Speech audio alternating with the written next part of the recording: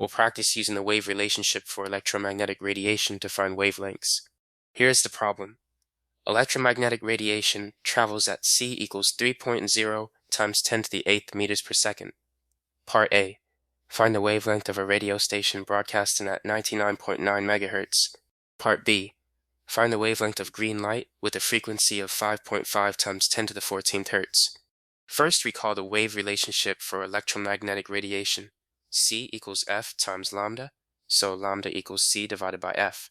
Now for part A, the radio wave, lambda equals 3.0 times 10 to the 8th divided by 99.9 times 10 to the 6th, which simplifies to 3.0 times 10 to the 8th over 9.99 times 10 to the 7th, giving 3.0 meters. Next, part B, green light. Lambda equals 3.0 times 10 to the 8th divided by 5.5 times 10 to the 14th, which equals 5.5 times 10 to the negative 7th meters, or 550 nanometers.